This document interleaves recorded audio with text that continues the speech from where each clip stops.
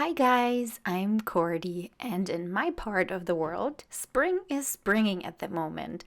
The weather is getting warmer, so you can sit outside and do a little drawing outside, and there's also all of these amazing spring flowers popping up in all kinds of colors and shapes and sizes, pointy and round and fluffy and smooth.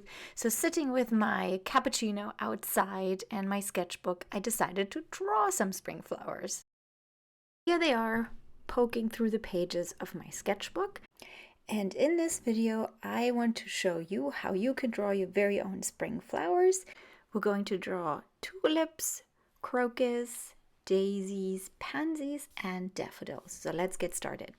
We're going to start out with our pansies, keeping it as simple as possible. So we're going to start with one of the four shapes, which is like an upside down heart. Then there's another leaf on the side, left and right, and in the middle another big one. In the very center, the pansies have like a little yellow dot, and there are different types of pansies. So the ones I'm drawing, they have these like squiggly patterns on the inside. The leaves are made out of little half moon shapes. They're quite curvy, and we're going to draw two, one on one side and here another one, and you can add with just a few lines on the edges there, you can create some depth and some texture. If you want to, you can create even more texture around the separate leaves. They're looking always a little bit sort of fringy. Nature doesn't really grow straight lines, and if you add some more lines there on the side, the petals also get some more texture.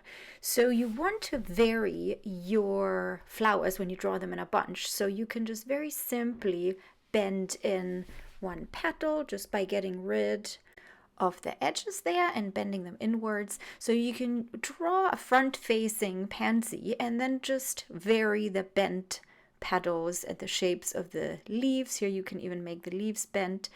Now let me show you, we're going to draw the pansy sideways, so it needs to be a bit squished. So the front leaf there is longer, drawn downward, and the one that goes to the top as well, that's the center, and the one that is coming from the side will still have a pretty round shape, and the one that comes next to it as well. So I'm going to draw in that little pattern, that little color pattern if you want. Mine has it, and the little textures right here. And the leaves obviously coming out on different sides. But just by varying the positions, a front-facing one, a side-facing one, and then the petals, you can create quite the cool bunch of pansies. Now for the fine liner, I use the 0.3 for most of it, the 0.05, very thin one, for the center details, and the thicker one for the outside, so it pops off the page a little bit. Next is our crocus. We're going to do a front-facing one and a side-facing one again. So here we go. Drawing the center first. It's got like little dots in the center, and the leaves are teardrop shaped, so quite thin in the center and then wide on the outside. Longer ones and shorter ones, and they make little cups. So if you just add another line, it looks like the petal is rolled up from the outside. Here we can draw it rolled up from another side, and then one big one. If you vary the sizes, it looks quite natural. Again, nature doesn't really have rules like that. It just grows whichever way it wants. And the leaves of the crocus are just pointy. They're more like grass. So drawing them in different directions, crossing each other and all around quite randomly, makes it look quite natural. Crocus from the side is also more, I guess, a flatter teardrop shape, and it's open, cracked open, and then on the inside there's all these tiny little leaves that are trying to pop out. And the smaller you make them, the more interesting it looks. And again, the pointy leaves, or the kind of grass-like pieces, makes for a pretty interesting crocus. So just with a few lines, you can create the crocus from the top and from the side and putting them together in a bunch, outlining them with the fine liner. You can pretty much create your very own coloring in sheet, your spring coloring in sheet, varying the roll-ups of the blossoms and the way the leaves go. So let's tackle the daffodils. Daffodils are so pretty. I absolutely love them. We're gonna start with the inside and the deepest inside, which is a round, sort of kind of frizzy cup.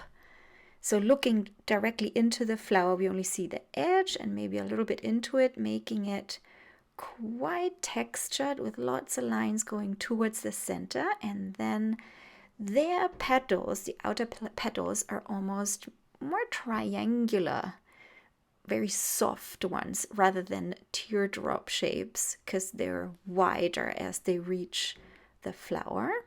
So here as well, you can use the trick of the rolled up petals to just make different types. Add some texture onto the petals. The stem, they have a longer stem and the leaves are a little bit wider than the crocus ones, going into all different directions. So this is the front facing one. Now we're gonna draw one from the side where you actually see that little daffodil cup a little more. Again, the center of this cup is quite frizzy and has lots of texture, so you can add lots of lines. And then again, the flower petals on the top and bottom are more elongated, and the ones on the sides are a bit rounder. Now we're adding the stem. At the top of the stem, there's a little bit of texture there. At the daffodil, some overlapping leaves. And then the bottom leaves, one bending over. So when you draw them in a bunch, you can draw one front facing, side facing, then different leaves rolling in. So you have some variation. Again, with the fine liner, I use 0.3. And then for the thinner details, the 0.05 for the center there, and around all of them, the thicker fine liner. Next up, the tulips. We're gonna start with the side-facing one. So one big leaf, it's almost like a rounded diamond shape. And then the base where all of those beautiful petals are sitting, the side one is right behind that front one, and then we'll draw another one on the side, and then we've just got the ones poking around the back. Again, you can use this little trick of having the petals rolled up or bent to make it look more interesting. The stem coming down, and tulips have really funky shaped leaves. So you want to start out with a shape and then sort of close it off to create that three-dimensional look. So let's try one that's a bit more closed and bent over. Here the stem and then the base. Trying a different shape and then keeping, maybe that's a bit too bendy, keep it straight. It's almost like a triangle there, the front shape. And then we need to have the leaves behind a little bit close, a little bit more elongated, and the whole flower looks a bit more closed with lots and lots of detail here. Again, you can use that technique to have some leaves bent. And with those tulip leaves, you can go completely wild. They really have the funniest shapes. So they roll up in the funniest ways. Maybe you can go out and find some. We're going to have a little bend here at the edge and another little bend here to make it look even more interesting. The more detail you add, the better. Those were our tulips. Now let's move over to our daisies.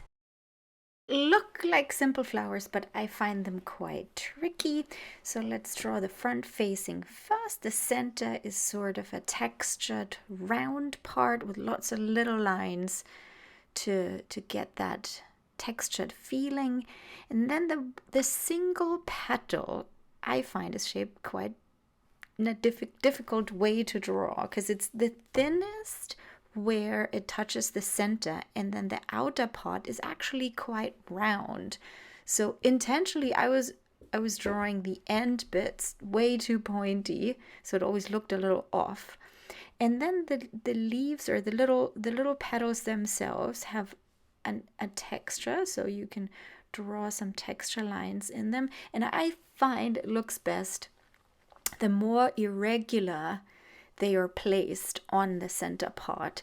So some of them on top, some of them on the bottom, and just sort of like nature grows them. Nature has no plan and no symmetry in that way. So the more randomly you place them onto the center piece or center part of the flower, the better it looks. And some of them are quite flat on the outside, so it's a really good idea to vary between a slightly more pointed end of the petal and a flat one like this. And here we go. This is the stem, and the leaves of the daisy are a little bit more pointy and smaller. So let's try a daisy from the side view. We're gonna start with the leaf that is closest, which, if it looks at us, is just an oval. It's very small. It's just the top bit, and then the side ones are very thin. This is the textured center of it. We see a tiny little bit as we look up and over, and then the very thin leaves, not leaves, but flower petals on the side. And as they come to the center, they become a bit more of substance, a little bit thicker. I decided to have the center one bent backwards, so it's very small. And then the side one's getting thinner and smaller again, just giving it a lot of sort of randomness to make it look natural. Adding the texture part. And that's already it, just a couple of lines. And we've got a decent looking side view from a daisy. So you have added these together in a bunch with different petals and leaves going different, where it's going to look really amazing.